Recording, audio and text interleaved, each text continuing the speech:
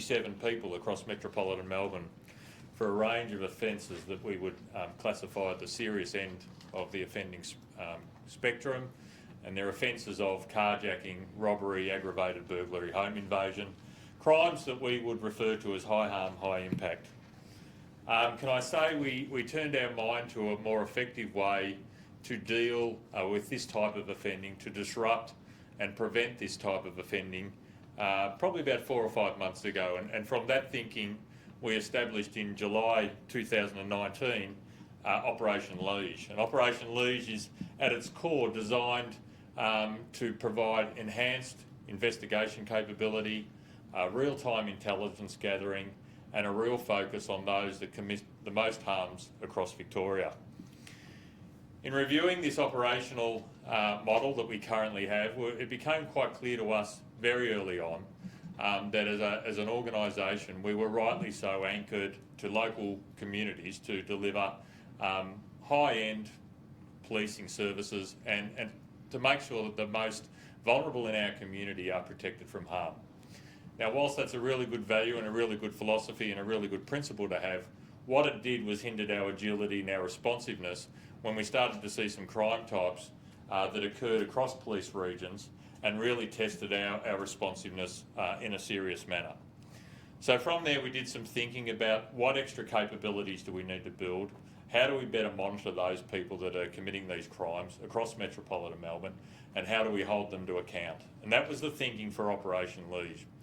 Operation Liege initially back in July led to the establishment of the Task Force Burns, which was focused on the offences of retail swarming. So this is where numbers of offenders would hit retail outlets simultaneously and by force or coercion steal primarily electronic items, but also items of clothing and alcohol, as we saw. This was a really successful outcome for us, and over about a 4-month period, we arrested 34 offenders and charged those offenders for over 150 offences. So this then allowed us to turn our mind to how can we apply this thinking into those other serious offences of high harm, high impact around, as I said, home invasion, aggravated burglary, carjacking and robberies. So what we saw yesterday was the launch of the second phase of Operation Liege. And this is a really concerted effort on persons of interest, our management of persons of interest, and us holding them to account before the courts in relation to their offending. As I said, out of yesterday's policing activity across metropolitan Melbourne, from Cranbourne to Lara, from Cheltenham to Epping, we arrested 57 offenders. These offences for offences of crime, of harm, those that jeopardise the good order and the safety of Victorians as they go about their business. The majority of these offenders were aged between, concerningly can I say, were aged between the age of 15 to 23. And if I can provide you one case study to give you an example of the type of offending we're talking about, yesterday we arrested a 19-year-old male from Truganina. He was wanted for a home invasion which was committed on the 20th of July this year, where 7 offenders entered a house in Truganina and committed a home invasion, not only threatening the occupants with serious violence, but also stealing a range of items, including electronics.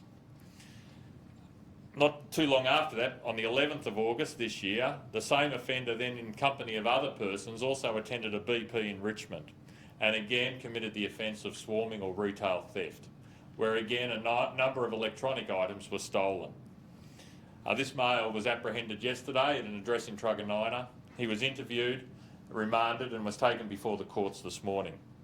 We're still awaiting the outcome of that court hearing. But this renewed approach to targeting this type of offending is based upon the concepts of real-time intelligence, our agility, our responsiveness, and the resource deployment of our specialist resources at the right time of day or night. This work will remain ongoing. So whilst we had a day of action yesterday and that launched the second phase of Operation Liege, this is now business as usual for Victoria Police. This concerted effort on those groups or those individuals that are moving about the state committing the crimes of most harm and most impact is something that we're dedicated to from here on in.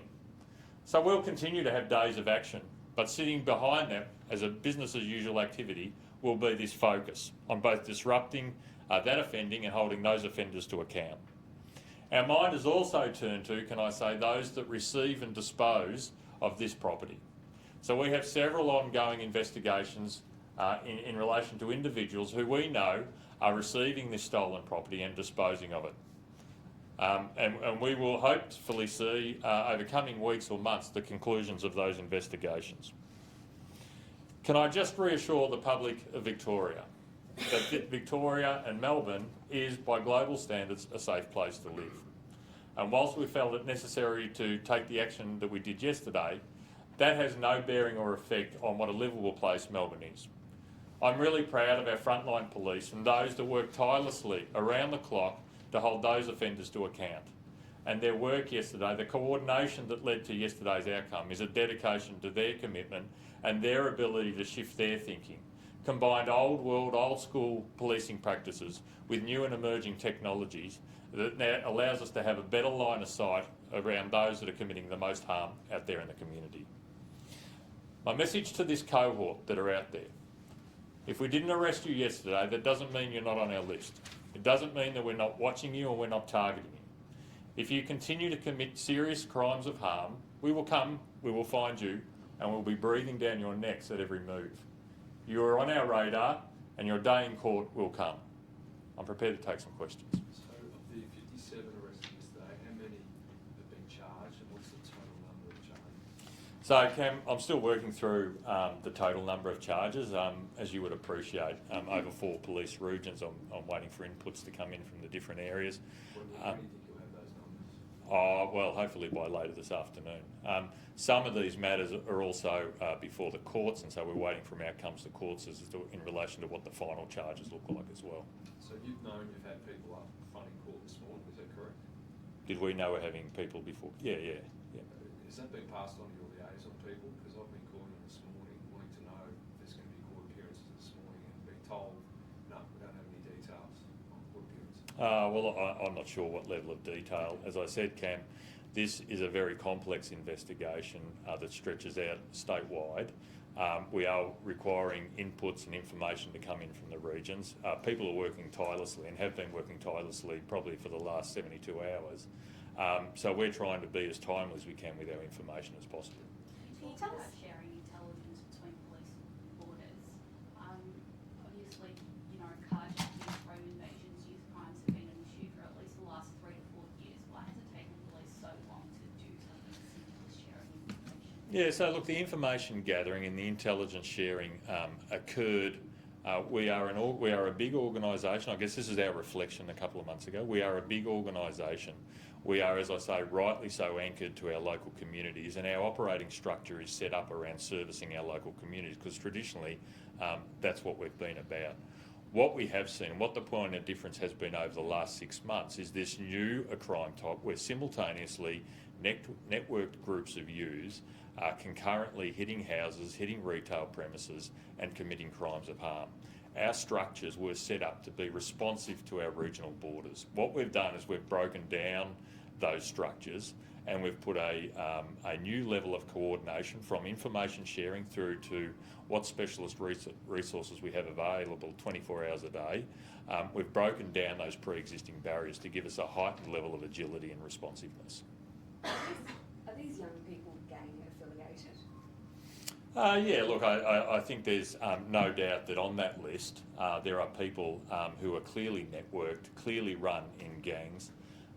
What I don't want to do, and what we do know, is that there are kids out there who seek the notoriety of being associated with a gang. So what I don't want to do is give a running commentary on what gangs, what they stand for, what does that mean. But if what we're looking for is an absolute agreement that we have street gangs in Victoria and they're behind some of this offending, yes, absolutely, that's the case. Are you seeing some of them as repeat offenders, and if so, how frustrating is it for police to have to keep knocking on their doors and then they get let out by the courts? So we're seeing 2 things here.